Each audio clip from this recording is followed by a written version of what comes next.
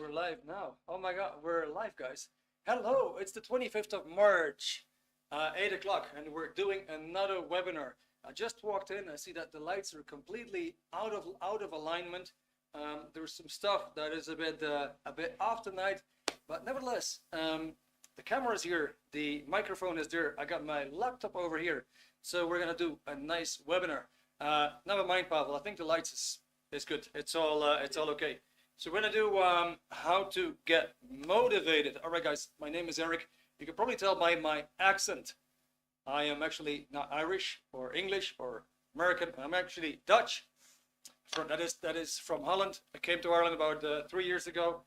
Got a background in engineering and economics, and one of the things that I really love is actually to import data, especially knowledge, with other people and stuff that that I learned from, and I gained things from that knowledge, and I like to pass that on to others. That's basically my main drive, my motivation when it comes to motivation. That's my motivation in life. Now, we're here tonight on Zoom. I can see we have a bunch of people here on Zoom. We're also on Facebook, we're on YouTube, we're on Instagram. So I want to welcome everybody. It's great to have you. Normally we always do a little introductory round by just asking like, hey, where are you from and why are you here tonight? I would love to hear from you. The chat is wide open. It would be great if you could just drop a line quickly. Me, I'm like this kind of like typist, so I'm not going fast. If you're like me, maybe just want to let us know where you're from. But maybe if you're a bit of a faster typer, maybe just want to let us know what brought you to this specific topic.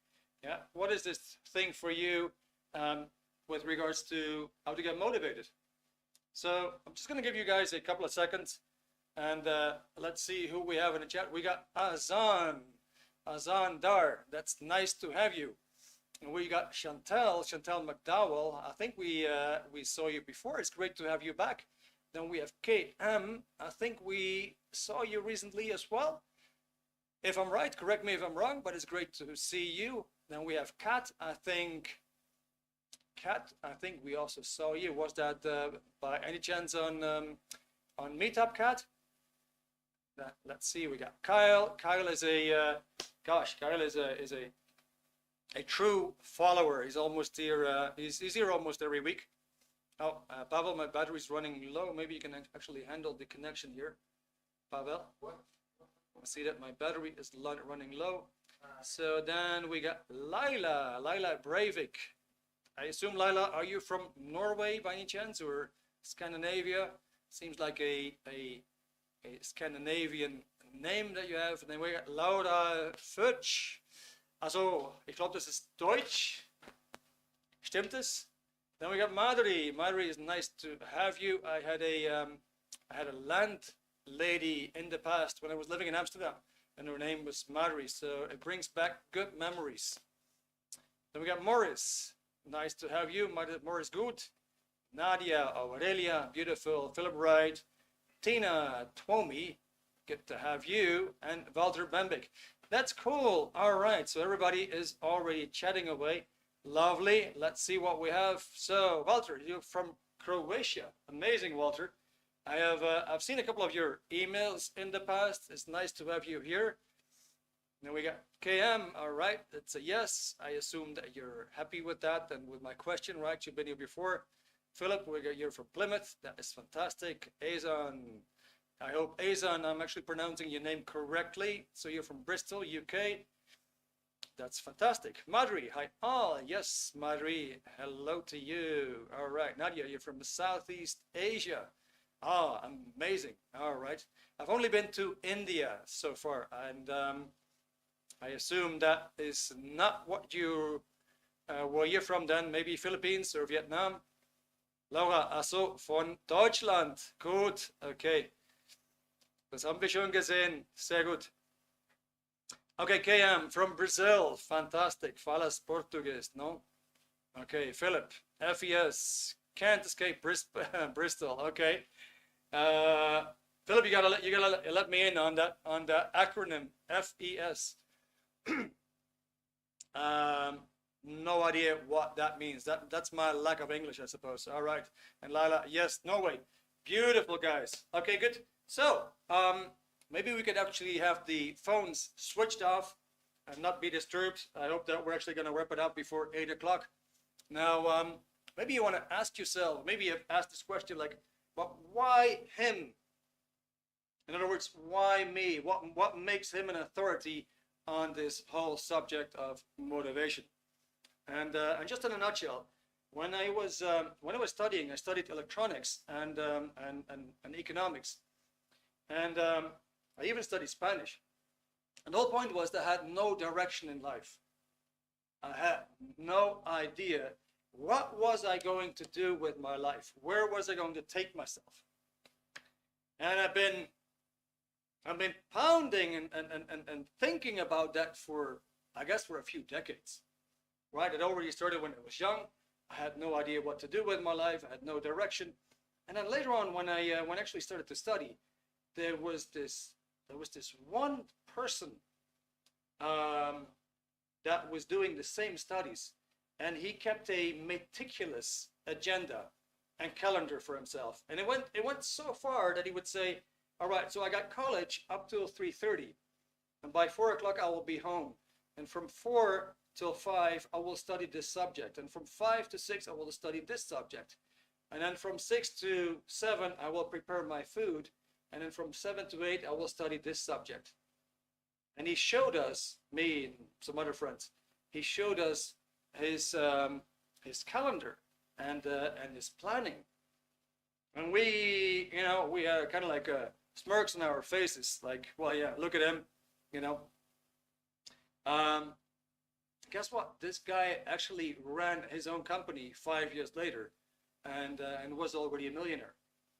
So he definitely had motivation, right? And he definitely had direction. He actually knew what he was going to do with his life. And I was always puzzled about it. What is this that he has and I don't?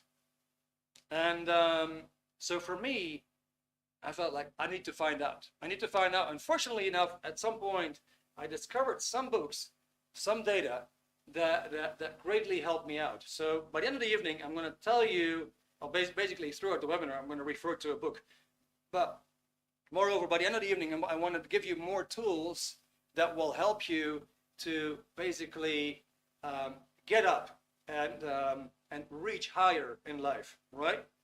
So that is what you can expect. Now, the first thing I wanted to look up tonight is the word motivation.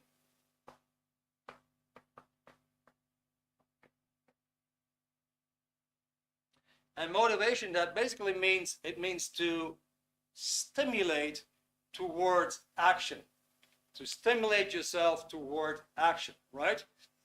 So it comes from Latin.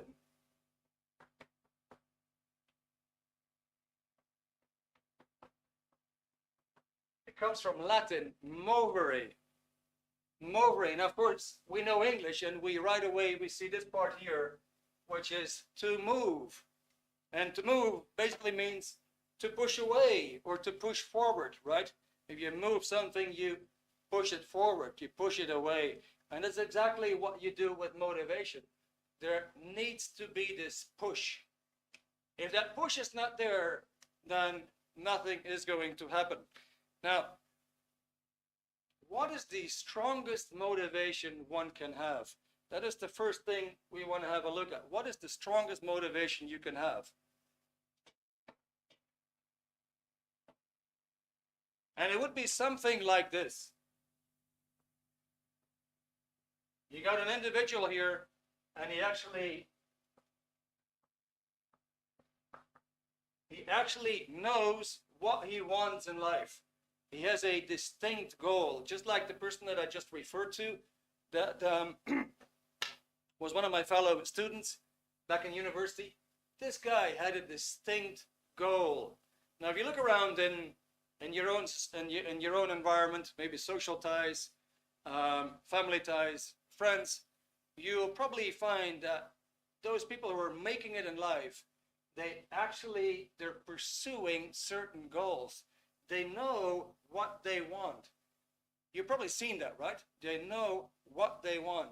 All right, let me see, Philip. Okay, good. Thank you for your comment, Philip. And now and then, I'm just looking in the chat. But here it is.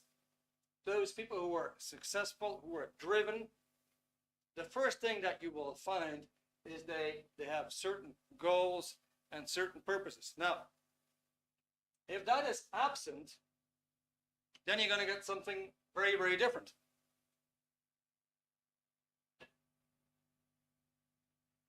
You're going to see a person that is seemingly going in all kinds of cardinal directions.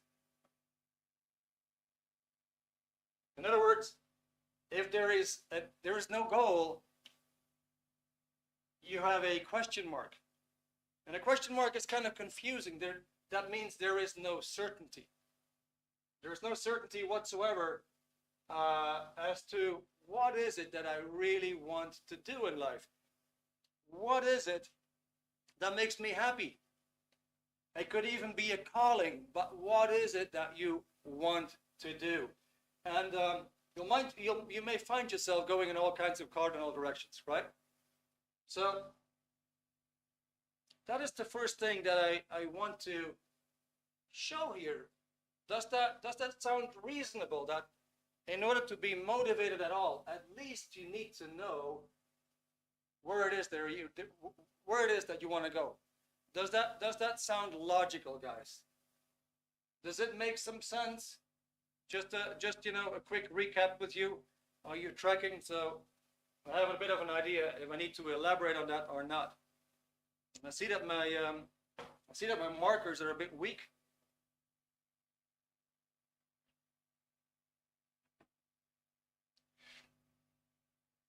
All right, Walter, yes. All right, makes a lot of sense. That's good. All right. So I hope you can see this, guys. It's in green. I actually ordered new markers. They haven't arrived yet, but good. So now here's an interesting thing, yeah? Let's wipe this out. So if we first have that picture where you want to pursue a goal. So the first idea is to have direction.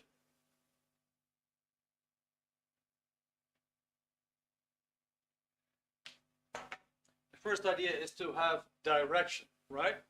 Now, probably the next thing that might come up is that you do have a goal in mind, but then you're running into some kind of a barrier.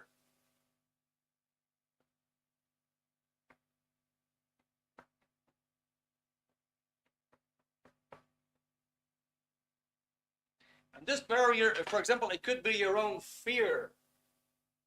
I'll give you an example. I used to have tremendous difficulties making phone calls. It would really introvert me. It would give me the nut in the stomach every time. So I had this idea. I wanted to be in sales, and I wanted to be successful in sales. I always loved sales, but there was this one thing. There was this one thing that I could not do, and I was kind of like terrified about the whole thing. It seemed like a phobia. So it was running into my own barriers. The idea, the thought that making phone calls was really the most difficult thing to do for me. So maybe you have seen this in your own life, that you kind of like, you know what it is that you want to do, but then every time you're running into this barrier. So what I want to ask you is, what kind of barrier do you run into? Do you run into a real barrier? Like, for example, well, transportation from here to work takes me too long, or I cannot work in an air-conditioned area, or whatever real barrier it could be. Or do you find yourself running into your own considerations, your mental barriers? So, A,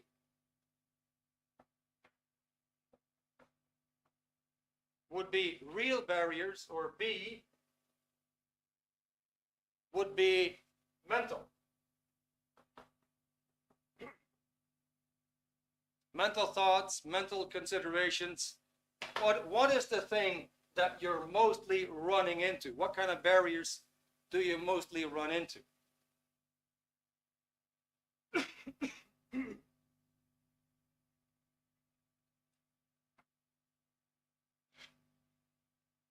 Okay, so we got Nadia, laziness, procrastination. Thank you very much. Ruth, hey Ruth, you're there. Mental barriers, okay. Thank you for the answer.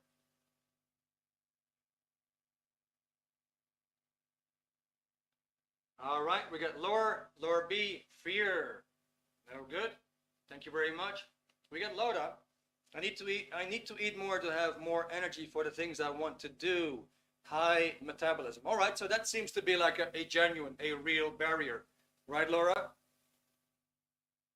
Now, the funny thing here is that, you know, when you have a metabolism that goes very, very fast, it could even be that there's some stress involved, right? That could also be a factor. Walter says real barriers, roads, etc. exist, but actually are the mental barriers for about this subject. Laura, yeah, okay, cool. Now, so basically, it's kind of interesting because we kind of create our own problems. And how is that? How is that? If we look at that factor there, right, that arrow there,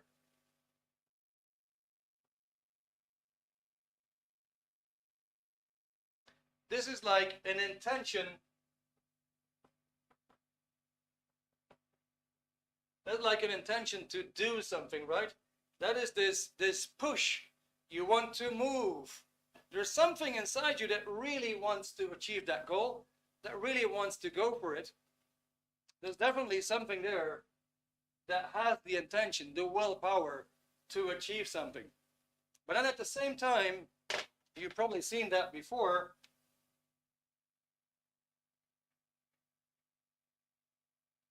There is this vector that goes right against it. What you could say is a counter-intention.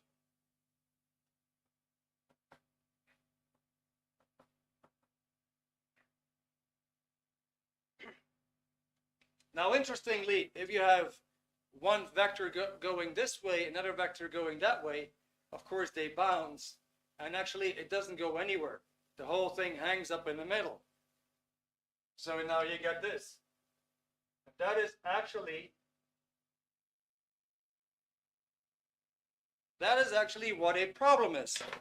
A problem is simply an intention versus a counter intention, right? There's something there that wants to go this way, and there's something there which is opposite that wants to go that way. So you want to go out to the movies, right? And your girlfriend says, no, I don't want to go. It's the opposite. Or you want to have a raise in salary, and your boss says it's not going to happen. It's the opposite. So these could be real intentions, counter intentions, and the whole thing just hangs up in the middle. That's why you have a problem. A problem is just two intentions opposed of a similar magnitude, right? And the interesting part here that we're going to look at is that is actually, it can actually come from your own mind. Now, would that make sense? Would that make sense that you can actually stop yourself? What do you guys think? Would it actually make sense that you can actually stop yourself?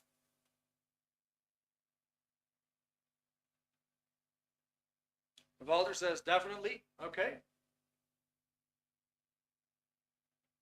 I want to hear some other takes on that.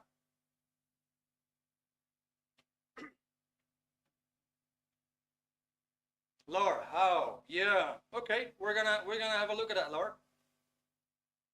Just curious if we actually stop ourselves. What is your opinion on that?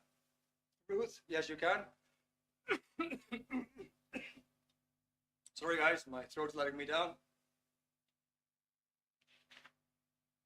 All right, now, let me see. Oh, Michael Sheridan, subconscious blocks stop us from changing and moving towards our goals. That is that's amazing, Michael. Thank you very much. Okay, so let's do this.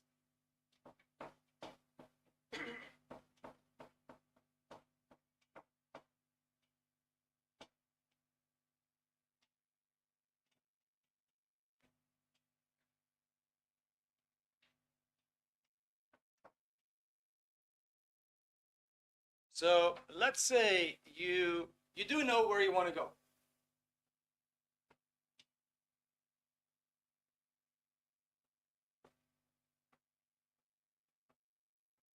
Let's say you do know where you want to go. Let's say you do have direction. Now, maybe sometimes you feel uncomfortable with certain people,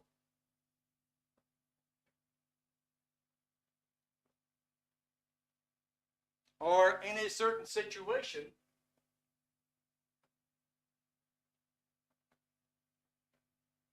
or in a certain location.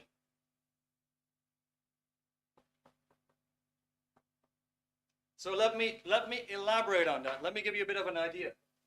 So the whole idea here is that we can feel uncomfortable.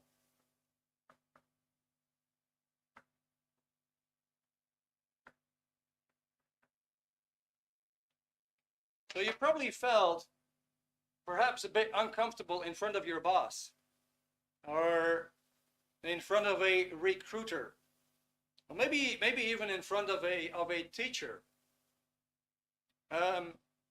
You probably have experienced that you felt uncomfortable with certain people. Maybe you have been feeling uncomfortable in certain situations. Maybe if you just go back to your school years, you had to talk in public in front of a group of people, and perhaps it made you feel very, very uncomfortable to be in that situation. Some people find it very, very uncomfortable to take a lead and say, let's delegate and lead a group and tell people what to do. You can imagine all kinds of situations where you might feel actually uncomfortable. It's the kind of thing that you prefer not to be in. And there might even be locations that make you feel uncomfortable. Let's say you feel shy and now somebody drags you over to the dance floor. You say, yeah, but I can dance. Or somebody drags you over to a karaoke bar. And say, I can't sing. And I can imagine that maybe you feel very uncomfortable in a doctor's office or a dentist. So have you actually seen that you yourself, you feel uncomfortable, like anxious, nervous, perhaps afraid or tense or stressed in front of a certain person or in a certain situation or in a certain location? Have you seen that? Just a quick question for you. Have you seen that you're running into these kind of situations in life? That some people make you uncomfortable, but that certain situations make you uncomfortable. That certain locations perhaps make you uncomfortable. Walter, thank you very much. You've seen that?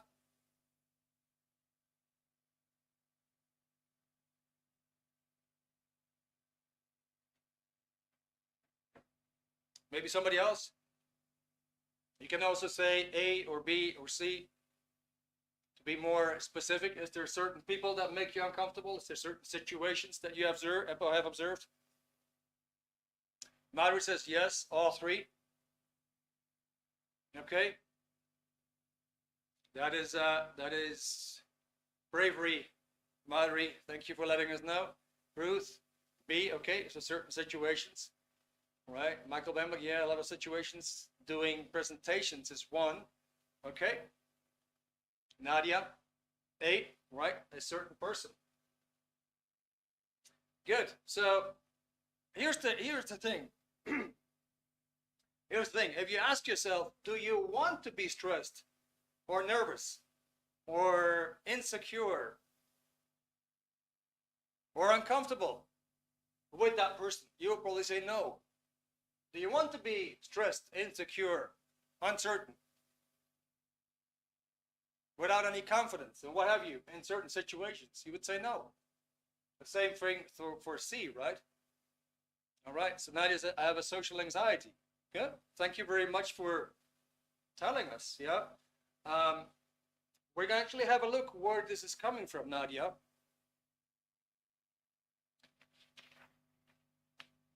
So here is here's an interesting fact. Just an observation.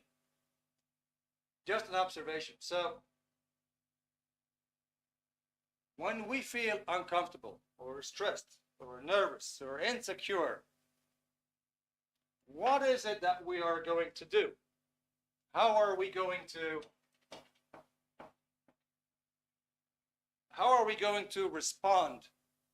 If that feeling is there, that feeling just comes in. Well, we're gonna tackle that in 5-10 minutes from now. But if the feeling comes in,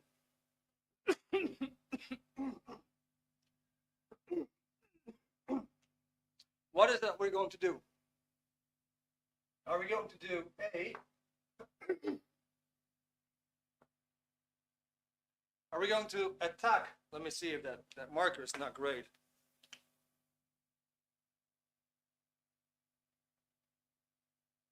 And I got the same here. It's not going to get any better. So, if we have this, are we going to attack the problem?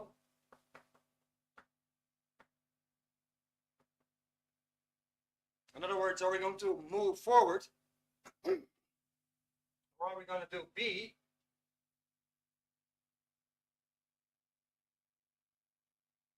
Are we going to withdraw? Or are we going to do C?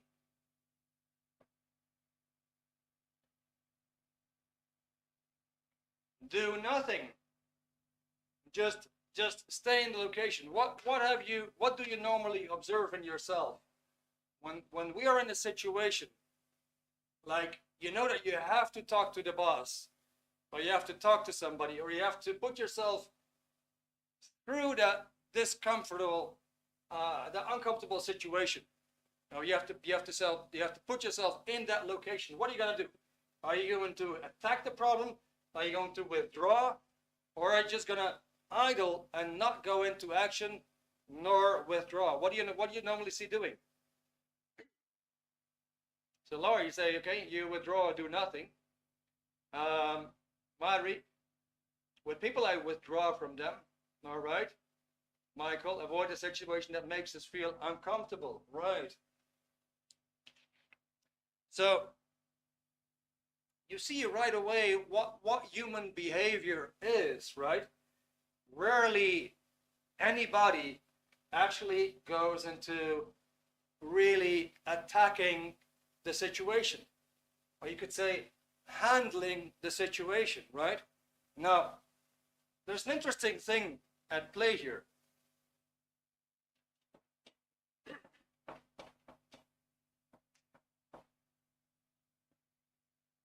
And that thing is actually what I want to share with you. It comes from this book. It's called The Problems of Work. The Problems of Work. It's written by L. Ron Hubbard. He basically is a best-selling author. Sold more than 140 million copies of his works. It's unbelievable. It's 4 times in the Guinness Book of Records. And L. Ron Hubbard is also the founder of Dianetics and Scientology. This is basically a toolbox for your work to be more organized, to be more efficient. But there's an interesting chapter in the book, and the chapter is called Life as a Game. Life as a game. So let me elaborate on that. Let's say you're a soccer player. And as a soccer player, your goal, we're talking about goals and purposes, you can imagine that you want to score. So you got your goal over there, the net.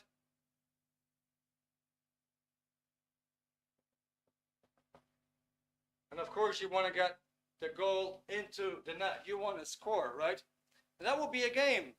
that will be a game. You have a clear goal in mind that you want to achieve. Now, what you see right away is that there is going to be barriers.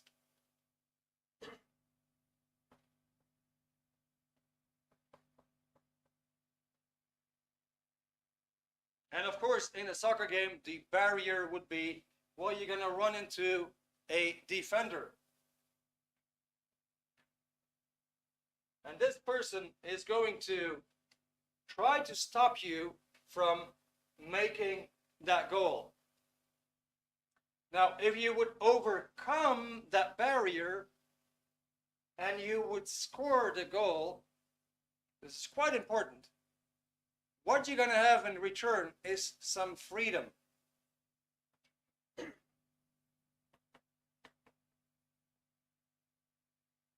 I hope you can read that.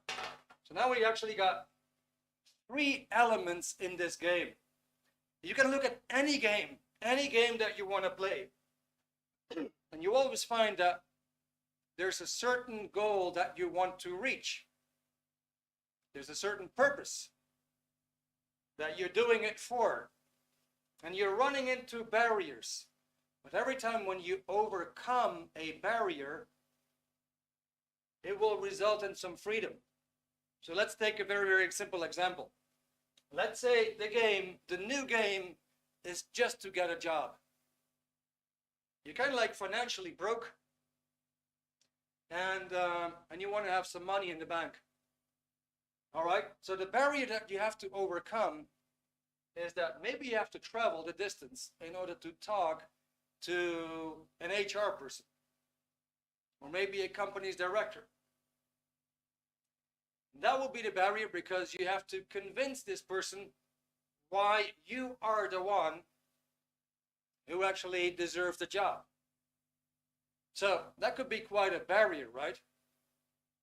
Now you can imagine that if you would overcome that barrier, there's going to be some freedom as a reward. Would that make some sense? So life has got three elements. Everything that you do in life is a game. You may have the goal there to build a house. Okay, so now you have to go through all the paperwork, right? You have to get all the money together, and so on. So you're running into a lot of barriers.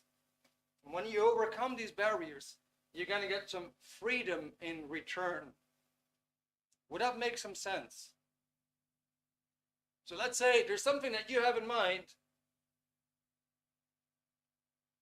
that you want to achieve, but it feels like it's impossible to do because you're running into all these barriers.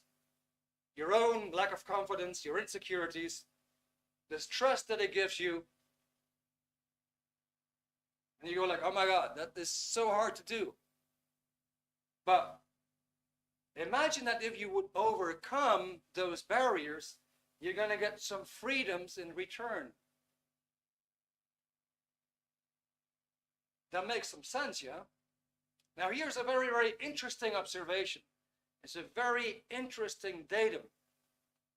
And normally is this: the bigger the barrier, the greater the freedom. In other words, you can expect that if you want to have a whole lot of freedom for yourself, which is like a big fat salary, or just imagine that whatever it is that you want for yourself, you can expect that the barrier might be quite a big one.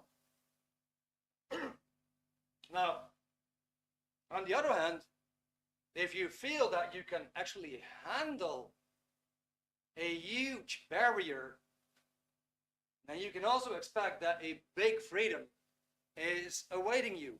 And the most interesting freedom here is that when you handle a specific barrier, you overcome that.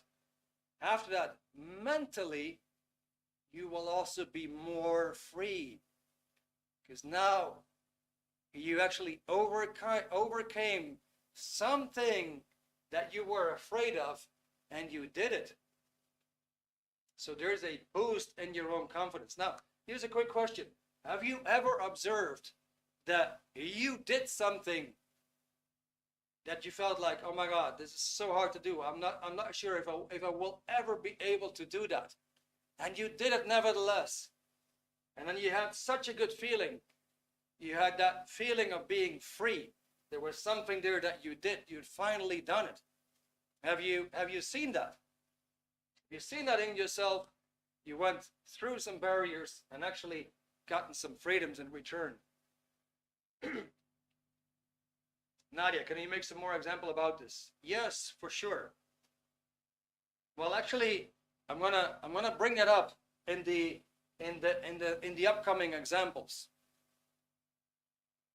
So, but I can tell you one thing, from example, from my own experience, and it was not a definite handling. It wasn't a definite handling, but it was some kind of a handling. So at the beginning of the webinar, I said, like, I had like this phobia almost for making phone calls. Every time I had to make a phone call, I had the knot in the stomach. And I had that feeling of anxiety, butterflies in the stomach all over, right? Just so much stress. I said, well, one way or the other, I have to tackle this. And I actually signed up to work in a call center. And I took just quite a steep gradient. I signed up to work for the Red Cross and do fundraising. If you're in a call center, the whole thing is running on computers. You just get one phone call after another. You can't even take breaks unless you're entitled to have your break. You put the pause button, right? But otherwise, you hang up, you got 20 seconds, and the next call comes in. So, and I had to overcome that mental barrier and kind of like flatten it, make it seem less profound, right? It took me about 2 weeks, and I got a bit better at it. And after 3 months, it didn't give me these kind of nerves anymore. Now, did I have that total freedom that I wanted? No. Did I get some freedom by actually tackling those barriers? Yes, because I definitely got better at it. Now, the whole thing is that I actually wanted to eliminate that mental barrier forever. It simply had to be gone. So let's go into that chapter. Let's see what's here. Okay, well, the Bamba totally understand, great idea, like it so much, but didn't have something that big, or don't remember it, but I feel it. Okay, good. Now, so what I want to talk with you is, what I want to talk about is that why do we imagine all these barriers? Why do we create so much trouble? Why do we create so much difficulty for ourselves? Have you ever wondered? Have you ever wondered why you create so much difficulty for yourself? Like the problems that we invent, the things that we get stuck in. So it has to do with the mind. There's something in the mind there that just blocks us. I want to give you an example.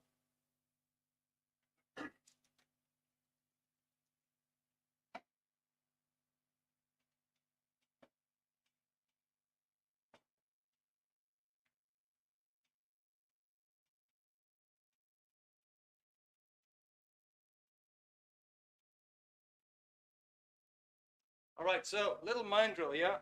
Can you remember primary school? Now, I would say that, primary school. Maybe you get some flashes, some pictures. Maybe you can see the building, maybe you can see the playground, the courtyard. Maybe if I would say, well, can you remember one of the classrooms? Do you see where were the windows? Do you see where was the blackboard? Where was the teacher sitting? Where would the door be to the classroom to go in and out? Now maybe you got some pictures. Maybe it's going to be a bit more alive if I would say, where is your remote control? Where is your remote control? Where is it? You might actually get a picture. Maybe you say, well, I got it on the dresser. I got it on the table. You might actually get a picture. If I would say, where's your cutlery? Just try to get that picture. Where's your cutlery? Where is it? Where do you keep your cutlery? All right, so big quick question here. Who actually got some pictures here? Who actually saw some pictures flashing by? Maybe a picture of the drawer in the kitchen. Or maybe a picture of your remote control, a picture of primary school.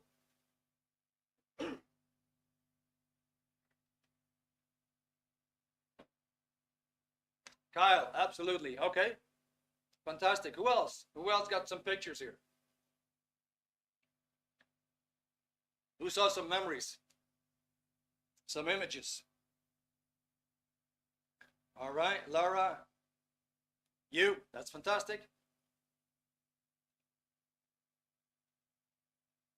Good. Who else got some pictures? Let's make it a bit real, guys. Who got some pictures? Who got some flashbacks, some memories?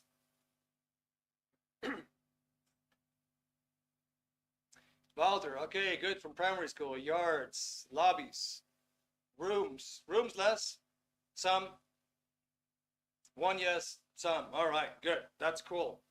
Thank you, Walter. That's great. Good. So we're dealing with our mind, yeah? That will be your body.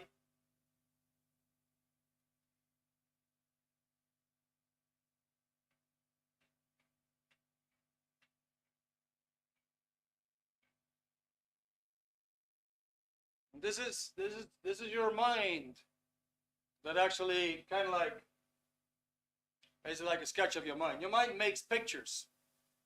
And you're making pictures all the time. If I would say, did you ever have a pet? A picture probably comes to your mind. If I would say, can you remember a nice holiday? Some pictures may come to your mind. Now, if you don't see pictures, that's not a problem. But we can demonstrate that it's definitely recorded. You can imagine that you're sitting in your favorite chair in the living room in the house where you grew up. And then say, you know, if I was sitting here, then you kind of know that the table would be right there. The window would be right there. The door would be over there. The TV would be over there. You kind of like know where these things are. Even right now, maybe if I would say, where's your cutlery? You may not get a picture, but you do have a recording where you actually put your cutlery. Right? So it is stored somewhere. You may not get the picture, but the knowingness is there. And these things that we know are actually recorded by means of pictures. Now we call these mental images.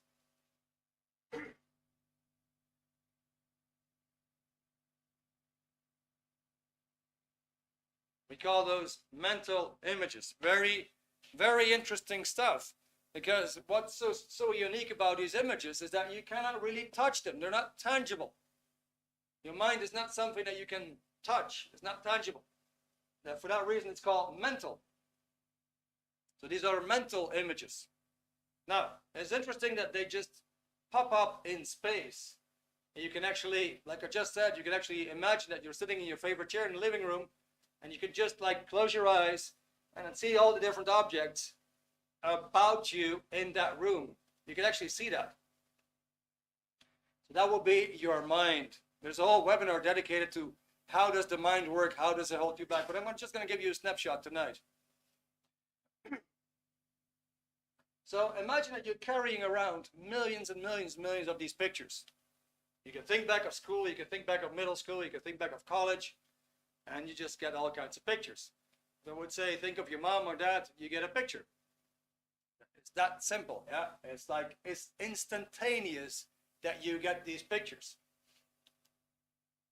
Now imagine here, like way back when, you walked into an alley,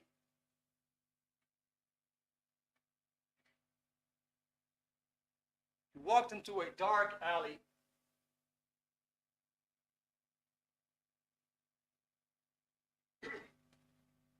and then soon later, you found yourself in pain.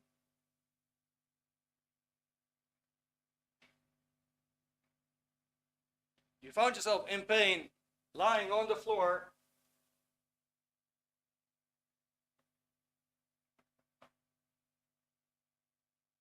and you were in fear,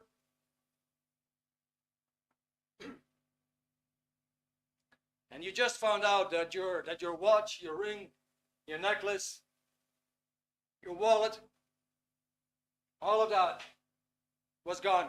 In other words, you came to the conclusion you were mugged. You got that experience somewhere long time ago. Now that's a recording that you have in your mind. You walked into a dark alley, you got hit in the back, you woke up sometime later, you get this awful pain in your back, you feel that you fell, and you feel like, maybe you feel like you have broken ribs or bruised, and you're cold, you're in pain, you're really afraid what else could happen, and you got that whole recording, you got that whole experience.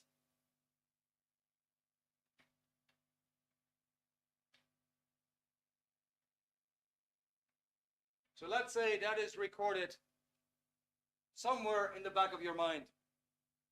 Now many years later, which is now, you're walking down the road,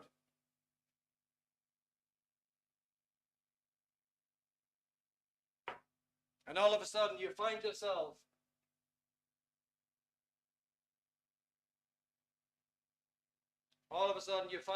again in a dark alley. So, what is your mind going to do now? That's my question for you. What do you think your mind is going to tell you?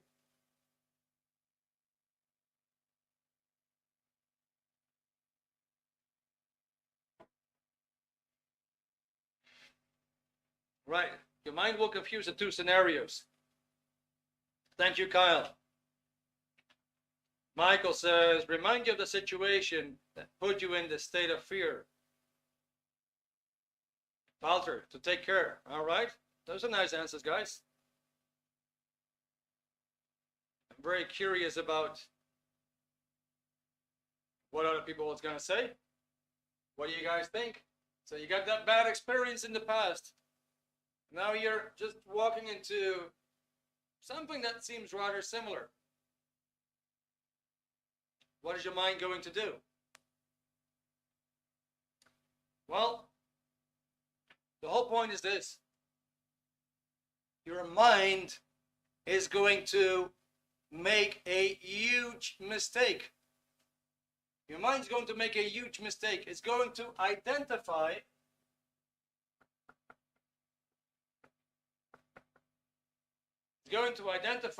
this situation here with that situation there. In other words, it's going to say, well, you had so much trouble here, you're going to have so much trouble again now. However, this dark alley is not the same as that one. That's where the mind makes a mistake. However, whatever is recorded in here is now going to have a force on the individual. So the person, again, will experience fear. He will again experience anxiousness. He might be in a state of panic. Whatever was recorded here might be 20 different emotions. All these emotions are going to come back and affect him again. It's going to run on full automatic. Now you actually see what is happening here. There's something there that controls you and you don't control it. Let's give a very, very simple practical example. Let's say you have to speak in public and all of a sudden you had that knot in your stomach and you got the butterflies in your stomach and your legs become kind of shaky and you try to keep the paper still, but your paper is shaking and you cannot really control yourself.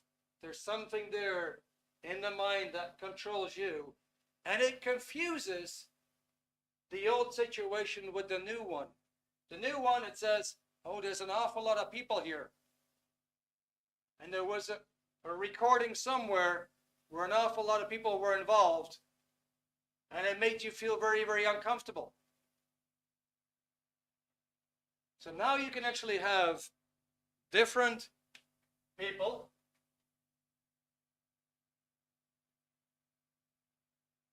or different situations or different locations that your mind is going to mix up. Remember at the beginning of the webinar I asked you, like, do you sometimes feel uncomfortable when certain people are present, or in the presence of certain people? Or are you uncomfortable in certain situations? Or are you uncomfortable in certain locations? Well, that is actually exactly this mechanism. You're faced with a certain thing in front of you, a person, location, situation, and your mind confuses it with something else in your mind that is somewhere hidden, and it now affects you. Now, what happens? You obviously wanted to go that way, and this one actually wants you to go the opposite way. And remember, once again, we have the problem. So how many times do we attack the problem? Well, have you ever heard that we only use like 10% of our potential? That means like you have like 10% here and 90% pulling you back. Does that make some sense, guys? Does that make some sense that the fear, the discomfort, the uncertainty is bigger than your own confidence to do something successfully? Does that actually make sense? Kyle, you say absolutely. Walter, yeah, whatever it is, it makes sense. Okay. In other words, it just tells you there is certain things here in your mind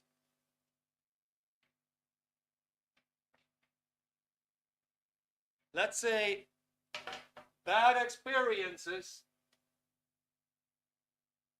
which are recordings in the mind that can be triggered by the present. And now the bad experience from the past can actually affect you. That is basically the simplicity of it, right? So it's actually a very simple mechanism. It's more explained in this book as well. Now, I have a quick question. If you're tracking, so if you see that this is happening in your life, you actually, for example, you have no direction, like what we started with in the beginning. This is because there's something there that makes everything into a question mark. What is it that I really want to do in life? What is my calling? What is the thing that really makes me happy? There's some mental block there that keeps you from knowing. Now, the good news is it can actually be handled. That's the good news. But nevertheless, there's some mental block there that keeps you from knowing what is the thing that you really want to go for in life. What's your calling? What's your direction? What is that one thing that would make you happy? You can find the answer. The answer is already in you. But somehow a lid needs to be taken off. Now, likewise, you may have the idea like, well, I do know what I want to do in life, but it's so hard to move in that direction because I keep running into all these barriers. I find it hard to talk to people. I find it hard to be with people. I find it difficult to be in this situation or in that location, and so on. So my question is this. I just got another, I'm going to read Lila in a second and Kyle. But I want to ask you this question. So, do you see how these problems like these opposing factors, like you want to do something and then your mind tells you, no, stay away from that. Do you see how these difficulties actually affect you in your life? Just a yes or no would be good. Then I have an idea. If you're actually aware of how these difficulties, these problems, how they are affecting your life. Just curious, are you aware of the fact, like, what that means? How these things affect you in your life? There's certain things that you feel uncomfortable about doing. Can you see how it's affecting you? Does it make you a spoil sport, for example? You cannot participate. You cannot be with certain people. You cannot do certain things. There's certain things that are holding you back.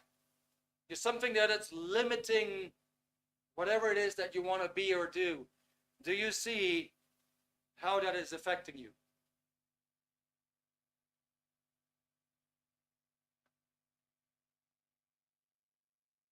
Okay, Lila, just reading your comment, giving to being pushed to do something different than I want, so the other person fulfills the person's goal and I get diverted from my goal. Yeah, I totally get that. Thank you very much.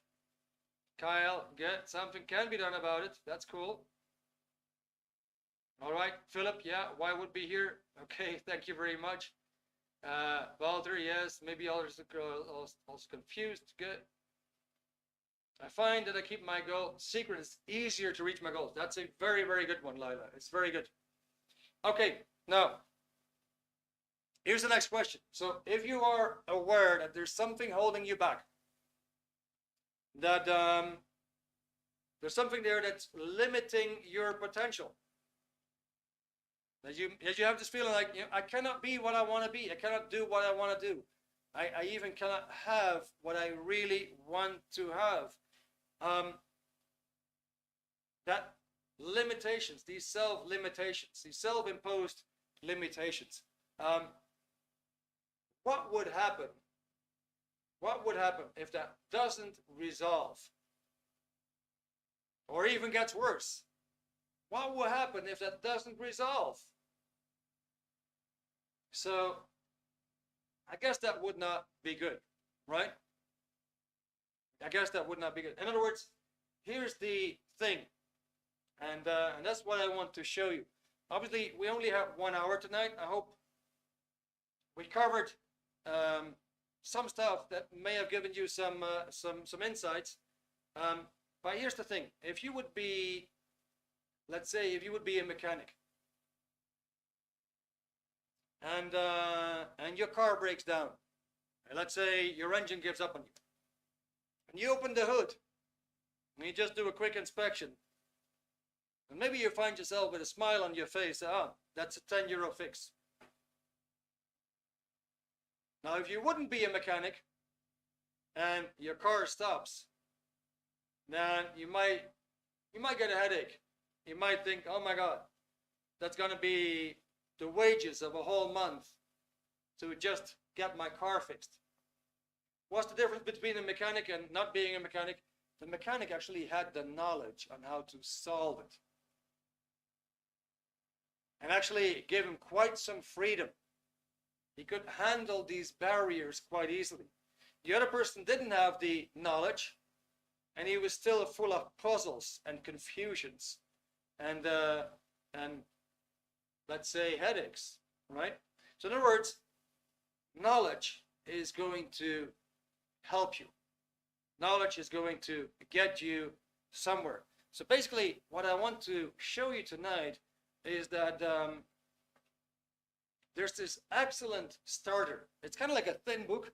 You can see it's got a, well, it's not thick at all. It's got a glossary in the back, which is to say it's a book that's got its own dictionary. And what do you find in that book? You basically find 8 chapters on the mind, on efficiency, on, well, let's see. So, for example, how to handle confusions, how to be more in control in any area of your life. Then the secret of efficiency. Then a chapter, for example, on how to improve relationships with others and improve your social skills, right? Some other things as well. So basically, Pavel, who is sitting here right in front of me, I think he has an offer. He wants to show you something. Maybe that is, you got some slides here, Pavel? Right? Okay, good. So what do you have in mind for us? Maybe you can show something on the screen. I'm not sure. Could be number one if you have more than one. What would it be? It's just put me in a small pop-up. Okay, good. So all right. So that's okay. Problems of workbook, which is actually this book. So it handles work. It also handles life as a game. In other words, how to get more freedoms when you actually go through these barriers in life. Number two, is there more, Pavel? Okay, so we actually covered something on the mind, and there's some exclusive videos on how that stuff works. So you learn more about how does your mind work, what is it that holds you back, and how do you handle that? How do you resolve that? Okay, Pavel, is there more? Okay, well, that sounds good. So you can even have a personalized consultation. Maybe there's something more specific in your case. You might actually have some people around you who make your life really difficult. We didn't get into that tonight, but it just could happen, right? Or maybe there's some kind of like a trauma from the past, or like a certain situation that you have never overcome, and it's still weighing you down, whatever it is. Yeah, but it could be handled in some kind of like a personalized consultation with some advice. Okay? And what else do you have, Pavel? All right, so Pavel is asking me, like, would that be worth 150 euros? Well, okay, well, that depends on, well, whoever. Maybe if you really want to solve your issues and want to have a better future, that's probably worth it. But what do you think, Pavel, we should really do? What is that you want to offer tonight? Oh, all right. So Pavel actually wants to offer you the Problems of Workbook, exclusive video on how the mind works, personalized in consultation for those who want that, which is 70 euros. I think the book actually comes with free shipping. That is all across Europe. Now the beauty is that you can actually have the book well, I'm not sure, but you can have it in a bunch of languages. You can have it in German, you can have it in Portuguese, you can have it in Spanish, you can have it in undoubtedly more than 15, 20 different languages. Right? Is there a link, Pavel, for it? Okay, good. So there it is, guys. I'm just gonna, my throat is letting me down, so I'm gonna drink some more tea. Maybe you want to have a look at what the book is about.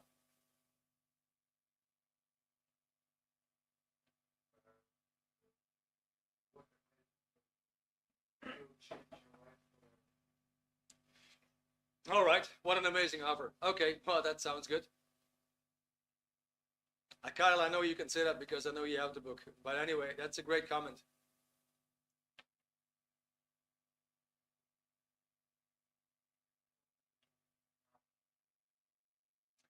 So the personalized consultation, guys, if you like that, it can come with a personality test where you can actually see your strong points, your weak points, and you can actually see what it is that is like the weakest link in the chain of life, and how to fix that. Yeah.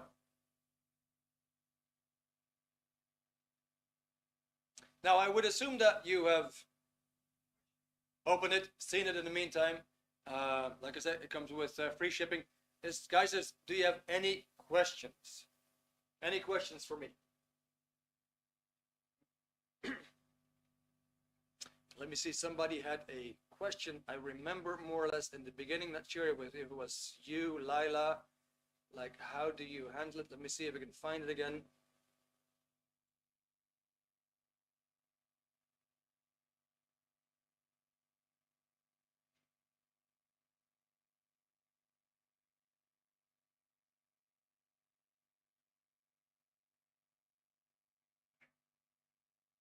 Nadia, okay, can you make more example about this? Okay, so Nadia, yeah, of course, like I said, frankly, only had an hour.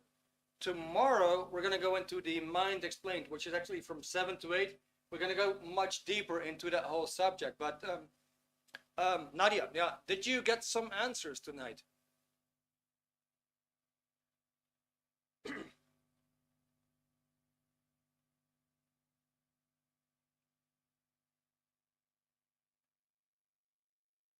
Philip, why Scientology? Well, very, very simple, Philip. Very simple. You know, this is we happen to live on a planet where actually you're not supposed to know certain things, right? There's certain things that you're not supposed to know about nutrition.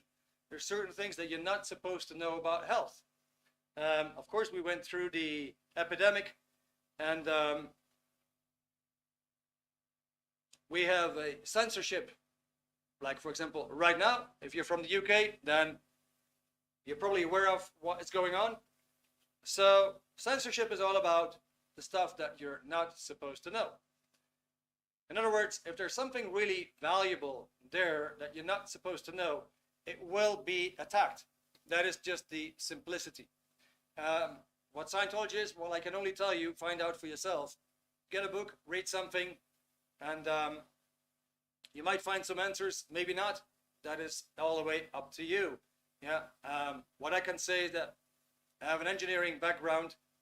I was never the smartest, I was never the dumbest, but actually it helped me a lot, and basically it helped me to overcome a lot of issues.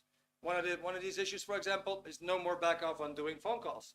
The calling center didn't get me through.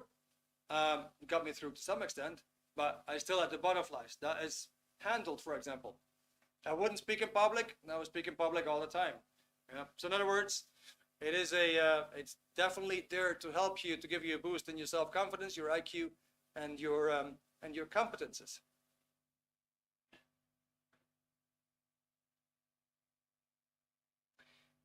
Philip, well, I'm not sure if you're just here to, to get people upset or whatever it is. You can have your own idea about it. That's fine,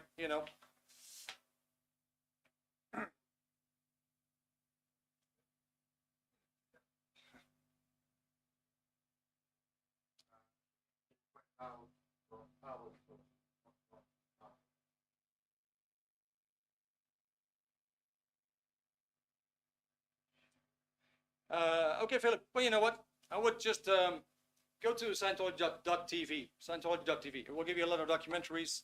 It will give you nice stuff, things about the mind, things about life. It's like a big toolbox for life. Yeah, that's what it is. All right, guys. So I figure there's no more questions. It's almost 10 minutes past 9. I hope I was able to give you some insights. I hope you got something out of it. It was great to have you here tonight. It was lovely to see, that people were participating. It was great. So once again, thank you very much, and I hope you have a great rest of the evening, and hope to see you again soon. Bye for now.